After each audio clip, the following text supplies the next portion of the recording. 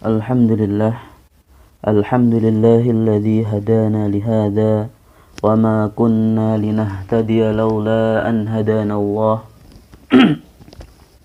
Wa asyhadu an la ilaha illallah wahdahu la syarika lah wa asyhadu anna Muhammadan abduhu wa rasuluh. Allahumma salli ala Muhammadin wa ala alihi wa sahbihi wa man tabi'ahum bi ihsanin ila yaumiddin. Amma ba'd. Anak-anakku sekalian yang dirahmati dan dimuliakan oleh Allah Subhanahu wa taala, serta yang Ustaz sayangi dan cintai karena Allah Subhanahu wa taala. Alhamdulillah, kita masih diberikan karunia kesehatan oleh Allah Subhanahu wa taala sehingga kita bisa melanjutkan pelajaran tauhid. Pada pembahasan sebelumnya, anak-anakku sekalian, sudah kita bahas mengenai macam-macam ibadah secara umum. Kemudian sudah kita singgung sekilas mengenai doa. Doa adalah termasuk bagian dari ibadah. Selain Islam, iman, ihsan, khauf, roja, tawakal, roghbah, rahbah, khusyuk, khosyah, inabah, kemudian nadar, dan seterusnya yang merupakan semua bagian dari jenis-jenis ibadah. Anak-anak sekalian yang dirahmati dan dimuliakan oleh Allah Subhanahu wa taala, pada pembahasan kali ini kita mengulang kembali, memberikan penjelasan tambahan mengenai doa, kemudian nanti mungkin ada tambahan satu atau dua jenis ibadah yang lain.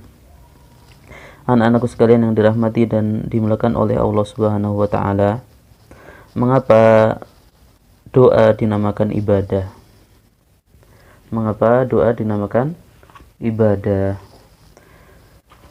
Dalam syarah Ushulus Tsalatsah yang ditulis oleh Syekh Nu'man bin Abdul Karim Al-Watar, beliau menukil perkataan Imam Ibnul Arabi Al-Maliki dari kitab beliau, mengapa doa dinamakan ibadah. Maka Imam Ibnul Arabi Al-Maliki, beliau Imam Ahlus Sunnah wal Jamaah, beda dengan Ibnu Arabi. Kalau Ibnu Arabi itu orang yang berpemahaman sufi, sesat.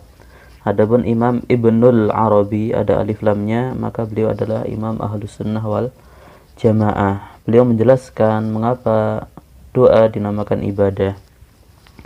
Wajhu tasmiyatid du'a'i ibadah wiyina li'anna fihi al-iqraru bil ajzi minal abdi wal qudrati lillahi.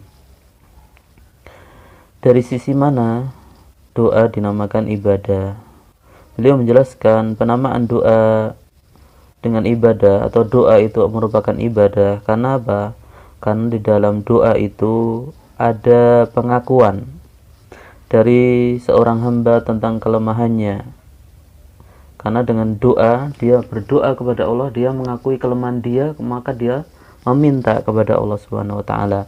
Wal qudrati lillah, dan juga pengakuan seorang hamba tentang maha kuasaan Allah Subhanahu wa taala. Allah Subhanahu wa taala maha kuasa terhadap segala sesuatu. Innallaha ala kulli syai'in qadir. Sesungguhnya Allah maha kuasa terhadap segala sesuatu, termasuk ketika Allah Subhanahu wa taala menjawab atau mengabulkan doa dari hamba-hambanya.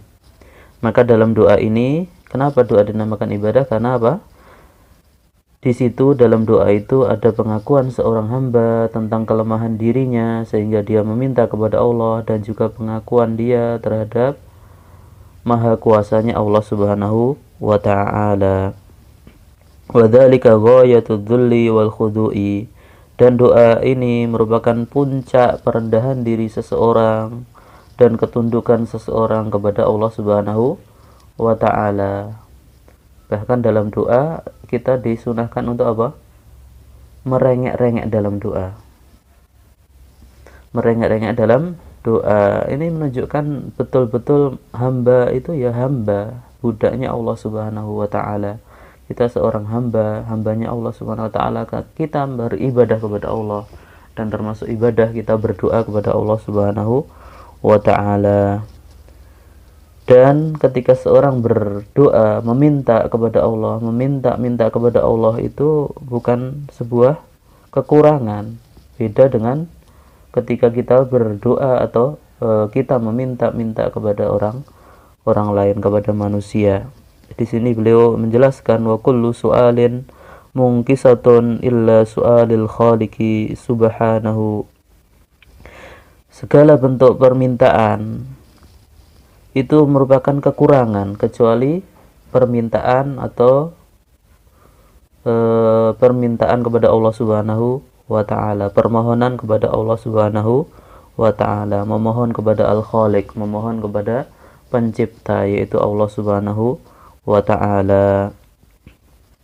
Maka di sini beliau memberikan ringkasan as-salisa ila an qala as-salisa mutlaqul qawli yaqtadi anna du'a jumlatal ibadah. Maka secara umum, secara ringkas bisa disimpulkan bahwasanya doa itu adalah bagian dari ibadah. Kama yuqal, sebagaimana dikatakan al-malu al-ibil. Kalau dikatakan harta itu kalau zaman dulu ya, pada zaman Rasulullah SAW namanya harta itu ya unta.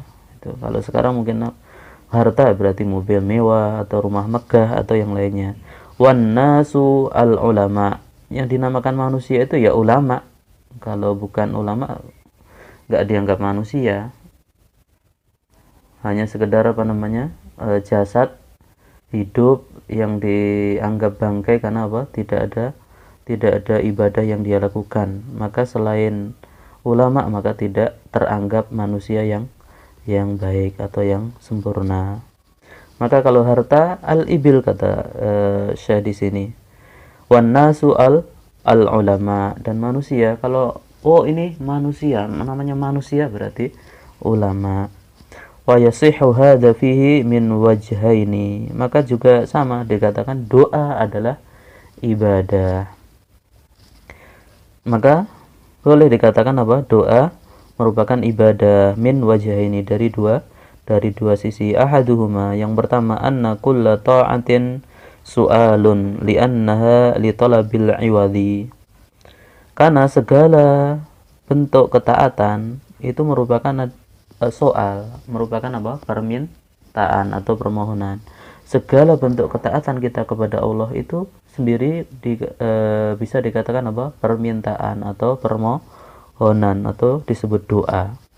Kenapa? Li'annaha li talabil iwadi, karena biasanya ketaatan kita kepada Allah Subhanahu wa taala itu untuk mencari gantinya. Buktinya kita taat kepada Allah nanti untuk dapat pahala, untuk mendapatkan wajah Allah, untuk mendapatkan surganya Allah Subhanahu wa taala. Itu semuanya untuk untuk mendapatkan ganti dari ketaatan yang kita lakukan kepada Allah Subhanahu wa taala. Maka boleh dikatakan doa merupakan ibadah. Wasani, dan yang kedua, annahu la budda minadh-dhulli fil aghlabi ma'ad du'ai fit ta'ati fahumila 'alal aktsar. Yang pasti ketika kita berdoa kepada Allah Subhanahu wa taala itu disertai perendahan diri kepada Allah. Makanya ketika berdoa maka kita betul-betul merasakan perendahan diri kita, rendahnya diri kita di hadapan Allah Subhanahu wa taala, sehingga kita berdoa, kita meminta, kita memohon kepada Allah Subhanahu wa taala. Maka sangat pantas kalau doa dinamakan ibadah. Yang pertama tadi karena setiap ketaatan itu merupakan permintaan, karena setiap ketaatan itu meminta ganti. Maka kita berdoa kepada Allah Subhanahu wa ta'ala, kita taat kepada Allah, itu termasuk doa ya. Dan doa juga merupakan ibadah. Kemudian dalam doa sendiri ada perendahan diri kepada Allah Subhanahu wa ta'ala. Walaupun ada terkadang orang berdoa hanya sekedar doa tapi tidak ada rasa perendahan dirinya kepada Allah Subhanahu wa ta'ala. Kemudian dari sisi yang lain masih ada sisi yang banyak yang menunjukkan bahwasanya doa merupakan ibadah. Di antaranya kalau dalam surat Ghafir ayat 60 ya. Yang pertama, annallaha amara faqala ud'uni wa la ya'murullahu illa bima kana wajiban aw mustahabban. Bahwasanya Allah Subhanahu wa taala telah memerintahkan kepada hambanya, kepada kita semuanya, ud'uni, berdoalah kalian kepada aku. Ini merupakan perintah, dan perintah Allah Subhanahu wa taala itu hanya ada dua, imma wajib wa imma mustahab. Terkadang itu perintah yang bentuknya wajib atau yang mustahab. Adapun di sini perintah ini adalah wajib. Allah memerintahkan kita berdoa kepada Allah. Ini menunjukkan doa merupakan ibadah. Segala sesuatu yang dicintai dan diridhai oleh Allah, termasuk diperintahkan, berarti itu dicintai dan diridhai oleh Allah Subhanahu wa taala. Maka segala sesuatu yang diperintahkan oleh Allah, maka itu merupakan ibadah. Maka doa ud'uni, nah doa berarti termasuk bagian dari ibadah. Yang kedua, annallaha sammahu ibadah. Allah Subhanahu wa taala sendiri yang menamakan doa itu adalah ibadah. Dari mana? Faqala innal ladzina yastakbiruna an ibadati. Sesungguhnya orang-orang yang sombong dari beribadah kepadaku. Di awal ayat Allah mengatakan ud'uni, kemudian dilanjutkan apa? Innal ladzina yastakbiruna an ibadati. Ini menunjukkan doa itu betul-betul ibadah. Kemudian dari sisi yang lain, sisi yang ketiga, annallaha rattaba alaihi istijabatahu li 'abdihi. Allah Subhanahu wa taala disebutkan dalam ayat ini setelah mengatakan ud'uni, maka Allah melanjutkan ya, langsung astajib lakum. Ya, Allah mengurutkan setelah Allah memerintahkan astajib lakum, maka Allah Subhanahu wa taala apa? Aku pasti akan menjawab atau mengabulkan doa-doa kalian. Maka ini juga menunjukkan apa? Menunjukkan hal ini dicintai oleh Allah Subhanahu wa taala. Buktinya Allah mengabulkan hal ini. Allah memerintahkan, kemudian juga Allah apa? Ketika seorang sudah melakukan hal itu, Allah mengabulkan apa-apa yang menjadi permintaannya atau permohonannya. Adapun doa kepada selain Allah jelas ya, kita sudah bahas sebelumnya, doa ghairillahi muharramun bil kitabi was sunnati wal ijma'. Wa qad bayyantu dzalika fi ghairi hadzal mawdi' wallahul musta'an. Adapun berdoa kepada selain Allah maka jelas-jelas hukumnya haram, dan itu merupakan kesyirikan. Bahkan termasuk apa? Kekufuran juga. Karena orang yang berbuat syirik akbar, maka orangnya apa? Keluar dari Islam alias kafir, dan haram, jelas haramnya dalam Al-Qur'an, dalam sunnah, dan ijma' para ulama, dan juga telah dijelaskan dalam pembahasan sebelumnya. Anak-anakku sekalian yang dirahmati dan dimuliakan oleh Allah Subhanahu wa taala. Kemudian Syekh Muhammad At-Tamimi rahimahullah ta'ala setelah menjelaskan doa, kemudian dalil dari doa, kemudian beliau menjelaskan wa dalilul khawfi qauluhu ta'ala fala takhafuhum wa khafuni in kuntum mu'minin. Ya, dalam surat Ali Imran ayat 175. Dalil dari khauf adalah, kalau bahasa kita khauf adalah rasa takut, atau secara istilah sebenarnya amalan-amalan hati itu kalau didefinisikan malah tambah membingungkan. Yang sudah kita paham khauf ya takut gitu. Adapun secara istilah maka khauf adalah reaksi atas munculnya kekhawatiran akan terjadinya sesuatu yang membahayakan atau membinasakan diri kita. Itu makna dari khauf, reaksi atas munculnya kekhawatiran akan terjadinya sesuatu yang membahayakan atau akan membinasakan kita. Ini makna dari khauf. Jadi al-khauf huwa infi'alun yusalu bitawqi'i ma fihi dararun au halakun. Khauf adalah reaksi atas munculnya kekhawatiran akan terjadinya sesuatu yang membahayakan atau membinasakan seseorang. Anak-anakku sekalian yang dirahmati dan dimuliakan oleh Allah Subhanahu wa taala. Kemudian mengapa khauf dikatakan ibadah juga? Ini sebelum kita membahas macam-macam khauf ya. Kenapa khauf juga dikatakan ibadah dan termasuk amalan hati? Maka di sini di dalam syarah Ushul Tsalatsa Syekh Nu'man bin Abdul Karim Al-Watar, beliau menjelaskan sisi pendalilan bahwasanya khauf dikatakan ibadah. Yang pertama, annallaha amara bil khaufi minhu wa la ya'murullahu illa bima kana wajiban au mustahabban. Ini hampir sama dengan doa tadi. Sesungguhnya Allah Subhanahu wa taala memerintahkan untuk khauf, untuk takut kepada Allah Subhanahu wa taala. Fala takhafuhum wa khafuni. Janganlah kalian takut kepada mereka, kepada sembahan-sembahan selain Allah atau wali-wali syaitan. Wa khafuni, dan takutlah kalian hanya kepadaku in kuntum mu'minin, jika kalian betul-betul orang yang mukmin, orang yang beriman. Maka di ayat ini Allah SWT memerintahkan untuk takut hanya kepada Allah dan tidak takut kepada selain Allah Subhanahu wa taala. Dan ketika Allah Subhanahu wa taala memerintahkan, maka perintah itu hanya ada dua, perintah yang wajib atau yang mustahab. Dan perintah di sini hukumnya adalah wajib. Sisi yang lain, kenapa khauf dikatakan ibadah? Annallaha ja'alal khaufa minhu syartan fi tahaqquqil iman.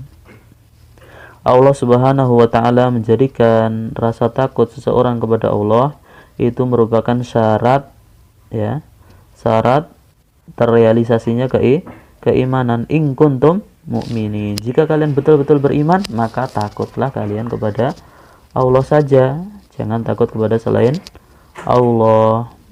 Nah, maka takut ini merupakan apa? Takut kepada Allah Subhanahu wa taala merupakan ibadah hati yang wajib dilakukan oleh segenap hambanya. Dan takut yang terpuji ini adalah takut yang menyebabkan kita, yang membawa kita untuk melakukan ketaatan-ketaatan kepada Allah dan menjauhi hal-hal yang diharamkan oleh Allah Subhanahu wa taala. Ya. Kemudian para ulama membagi rasa takut ini menjadi 4 macam bagian. Ya, rasa takut atau khauf terbagi menjadi 4 macam. Yang pertama adalah khauful ibadah atau khauf ibadah, khauf yang merupakan ibadah, yaitu rasa takut kepada Allah Subhanahu wa taala. Kenapa kita takut kepada Allah Subhanahu wa taala? Li'annahu al-qadiru ala kulli syai'in yu'izzu man yasha' wa yudhillu man yasha' wa yu'ti man yasha' wa yamna'u man yasha'. Biyadihi an-naf'u wad-dar wa hadha alladhi yusammihi ba'dul ulama bi khaufis sirri. Ya. Yang pertama, kenapa kok kita takut kepada Allah atau khauf yang ibadah ini? Karena Allah Subhanahu wa taala adalah zat yang maha mampu terhadap segala sesuatu. Allah Subhanahu wa taala bisa meninggikan derajat seseorang, merendahkan derajat seseorang, memberi atau menahan pemberiannya. Di tangan Allah Subhanahu wa taala segala bentuk kemanfaatan atau kemudaratan. Allah bisa memberikan manfaat, Allah bisa mencegah mudarat. Maka oleh sebagian ulama yang lain, khauf ibadah ini dikatakan khauf sirri, khauf yang betul-betul merupakan rasa takut kepada Allah Subhanahu wa taala. Dan jika rasa takut yang model seperti ini dipersembahkan kepada selain Allah, maka ini terjatuh ke dalam syirik yang akbar. Yang kedua, khauf syirki. Yang kedua adalah khauf syirki, khauf yang hukumnya syirik akbar. Khauf syirki itu apa? Wa huwa ayyusarrifal ibadata al-qalbiyata as-sabiqata li ghairillah minal awliya wal jin wal asnam wa ma asbaha dzalik. Yakni ketika seseorang sudah mempersembahkan ibadah hati ini, yaitu rasa takut kepada Allah Subhanahu wa taala ini yang harusnya ditujukan kepada Allah, maka rasa takut yang seperti ini dia tujukan kepada para wali yang sudah meninggal, kepada jin, kepada berhala-berhala, kepada patung atau sembahan-sembahan selain Allah yang lainnya. Maka khauf yang seperti ini adalah khauf yang syirik akbar. Anak-anakku sekalian yang dirahmati dan dimuliakan oleh Allah Subhanahu wa taala. Kemudian yang ketiga adalah khauful maksiyah. Yang ketiga adalah khauf yang maksiat. Yang pertama tadi apa? Khauf ibadah, yang kedua khauf syirik, yang ketiga khauf maksiat. Khauf maksiat apa? Kaman yatruku wajiban aw yartaqibu muharraman khaufan minan nasi wa laisa mukrahan. Yakni contohnya orang yang meninggalkan sebuah kewajiban atau melanggar sesuatu yang haram, dia melakukan perbuatan yang haram karena apa? Hanya sekedar takut kepada manusia. Padahal dia tidak dipaksa. Maka yang model seperti ini adalah namanya khauf yang maksiat. Hanya gara-gara ada preman yang rumahnya tinggal di depan rumah kita nggak berani berangkat ke masjid, nggak berani sholat berjamaah misalkan. Atau ada teman yang badannya gede, kita disuruh melakukan perbuatan yang haram, kita nurut-nurut saja padahal tidak dipaksa. Hanya kita ngelihat badannya yang gede, kita sudah kalah posisi duluan. Maka yang seperti ini yang namanya khauf yang maksiat. Kemudian yang terakhir anak-anakku sekalian, khauf tabi'i. Khauf tabi'i adalah khauf yang merupakan tabiat manusia, bawaan manusia. Contohnya apa? Khauful insan minal hayyati wal asadi wal ghoraki wan nari au aduwin wa nahwi dzalik. Seperti takutnya seseorang dari ular. Kalau melihat ular yang gede gitu tiba-tiba di hadapan kita, maka kita langsung terperanjat. Kemudian kita melihat singa misalkan. Kemudian orang takut tenggelam, takut terhadap api atau takut terhadap musuh, ya, sebagaimana ketika perang maka ada musuhnya, ada rasa takut terhadap musuh, maka ini takut yang tabi'i. Kemudian ada sebagian ulama menambahkan yang kelima, ya, khauf wahmi namanya. Khauf wahmi, takut yang tidak ada sebabnya sama sekali. Huwa alladzi laisa lahu sababun aslan. Khauf yang tidak ada sebabnya sama sekali. Au lahu sababun dhaifun fahada madmumun.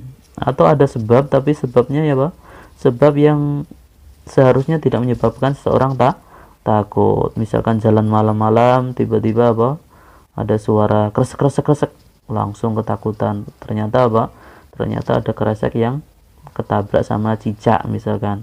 Maka takut yang model seperti ini adalah madmumun, takut yang tercela. Yadkhulu sahibuhu fi wasfil jubana. Dikhawatirkan orang yang model takut seperti ini itu masuk pada golongannya orang-orang al-jubana, orang-orang penakut. Maka kita nggak boleh menjadi orang penakut, harus berani, berani, ya, apalagi kalian laki-laki, jangan mudah takut, jangan menjadi penakut, ya.